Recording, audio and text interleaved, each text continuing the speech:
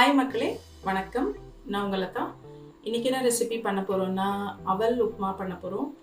வாங்க ரெசிபிக்குள்ளே போகலாம்.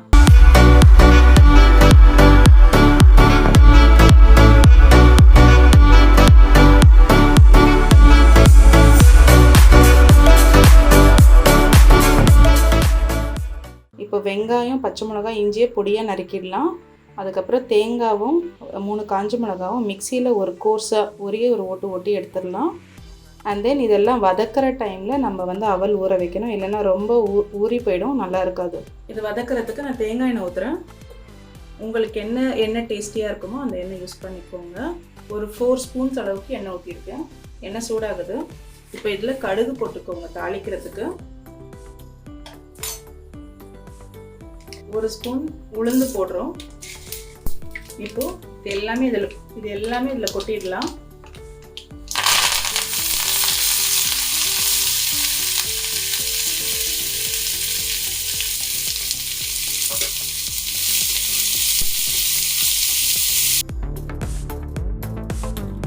நல்ல வதக்கணும். நல்ல வெங்காயம் ப்ரௌன் கலர் ஆகணும், அது வரைக்கும் வதக்கணும்.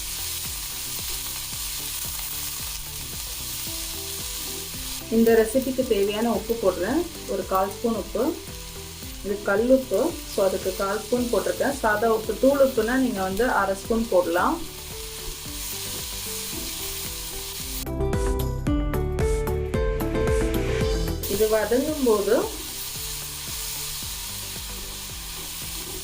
இது வதங்குற டைமில் நம்ம அவலை கழுகி ஊற வைக்கலாம்.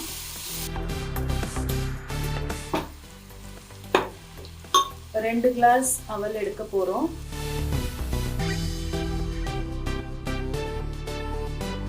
ரெண்டு கிளாஸ் அவல் எடுத்தாச்சு.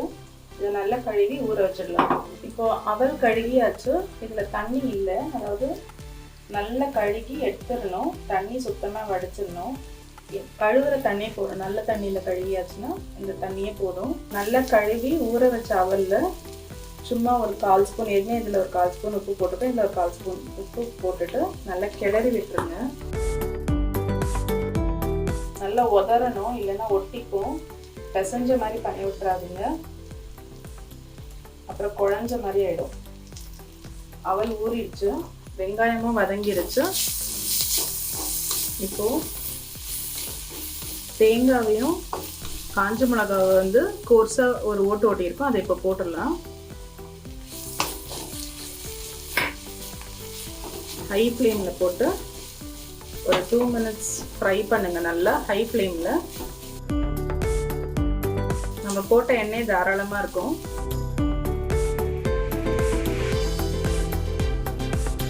அவ்வளோதான். இப்போ இது லோ ஃப்ளேம் பண்ணிவிட்டு அவலை சேர்த்துடலாம்.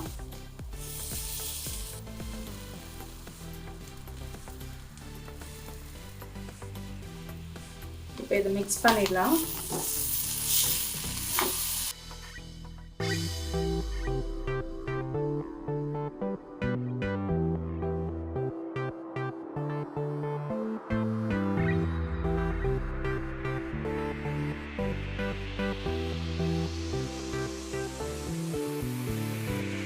அவ்வளோதான், ரெடி ஆகிடுச்சு. 2 நிமிஷம் தான் வதக்கி இருக்கும், தாராளம் இது. ஸோ அவல் உப்புமா பர்ஃபெக்டாக ரெடி ஆகிருக்கு. உங்களுக்கு பிடிச்சதுன்னா ஃப்ளேவருக்கு மேலே கொஞ்சம் தேங்காய் எண்ணெய் ஊற்றிக்கலாம். ஒரே ஒரு கால் ஸ்பூன் ஊற்றிக்கலாம். எஸ், லைட்டாக சும்மா ஒரு ஃப்ளேவருக்கு ரொம்ப நல்லாயிருக்கும். நீங்களும் ட்ரை பண்ணுங்கள். ஒரு எம்மியான அவல் உப்புமா ரெடி. நீங்களும் ட்ரை பண்ணிவிட்டு உங்கள் கமெண்ட்ஸை சொல்லுங்கள். அவல் உப்புமா சுட சுட செம்ம டேஸ்டியாக ரெடியாக இருக்குது. வாங்க டேஸ்ட் பண்ணி பார்த்துடலாம்.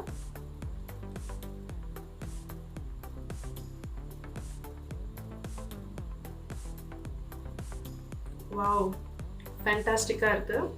இஞ்சி ஃப்ளேவர், தேங்காய் எண்ணெய், தேங்காய் எல்லாமே சேர்ந்து இந்த ரெட் அவல் பயங்கர டேஸ்டியாக இருக்குது. கைக்குத்தல் அரிசியில் பண்ண அவல் இது, ரொம்ப ஹெல்த்தியும் கூட. ஸோ இதை நம்ம அடிக்கடி ஃபுட்டில் சேர்த்துக்கலாம். இது பிரேக்ஃபாஸ்ட் ஒரு டின்னருக்கு. சப்போஸ் டு பி சடன்லி உங்கள் வீட்டில் யாராவது கெஸ்ட் வந்துட்டாங்க, இமீடியட்டாக ஏதாவது ஒரு டிஃபன் பண்ணி தரணும்னா இது கண்டிப்பாக நான் சஜஸ்ட் பண்ணுவேன். ஈஸியான ரெசிபி, மேக்ஸிமம் ஒரு 10 மினிட்ஸில் ரெடி ஆகிடுச்சு.